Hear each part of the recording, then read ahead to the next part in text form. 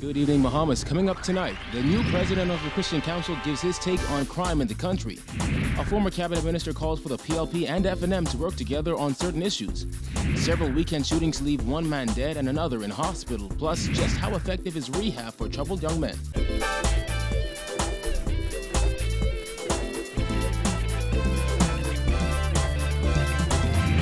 Our news is brought to you by Alive, the nation's newest and best LTE network.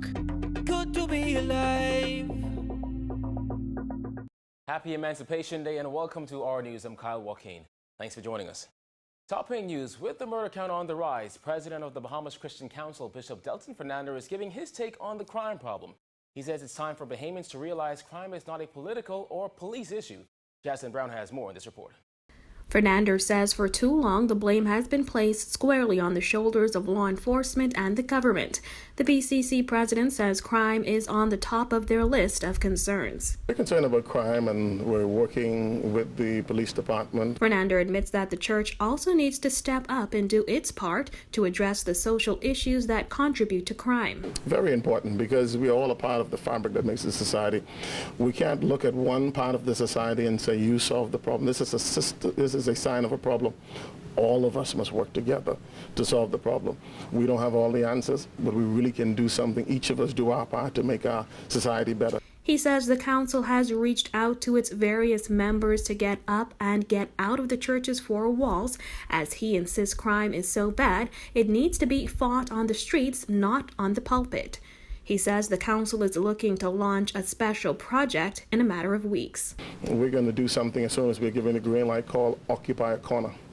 And so the police will identify hot spots. I know this might be frightening to some, but we'll go into the hot spots on a Friday or Saturday. We'll have a movie night, and it'll be occupied by thousands of Bahamians. We'll bring out a blow-up theater.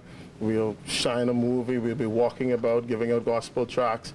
Fernander says the key is to frustrate the criminals. I know some people say, well, how's that going to put crime? If we frustrate the drug market with good people, if good people do nothing or say nothing, then crime will ride on. Reporting for our news, I'm Jasmine Brown. Well, former Cabinet Minister Alfred Sears says the country can benefit greatly from political maturity from both the Progressive Liberal Party and Free National Movement. He told our news while politics is politics, at some point both sides must understand that them working together in some ventures would produce the best outcome.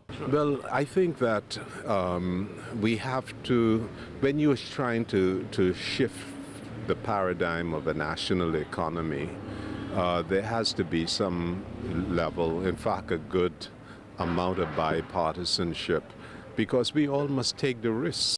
In his national address last week, opposition leader Philip Davis criticized the government over its performance thus far in office. However, he also said the opposition is willing to help where needed for the betterment of the country. Sears said he hopes both parties understand the importance of bipartisanship in further developing the country. Because to shift the paradigm, to increase growth, we have to begin to do some things differently than we would have been doing in the past. And it requires a national effort, not a PLP effort, not an F&M effort, but a national effort. And a national effort to be successful requires bipartisanship.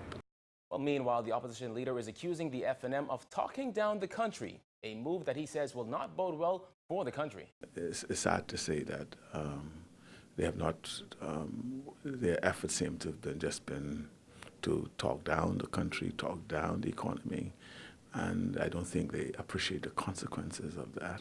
The Minister administration has repeatedly accused the former Christie administration of leaving the country in financial ruin by massive hiring in the public sector and gross overspending. During his budget communication in May, Deputy Prime Minister Peter Turnquist said the former government left the cupboards bare. The F&M has also said it could not keep its campaign promises to repeal taxes on a number of things because the economy is in a poor state. Davis says it's this type of talk that puts the country in an awkward position on the international stage. I think most of what they have been said is coming home to roost, and I think it's still a learning curve. Their campaign was built on fiction. Reality is now set in, and the transition to governance has been difficult for them. When our news returns, police on the hunt for suspects in several shootings that occurred over the past 2 days. Stay with us.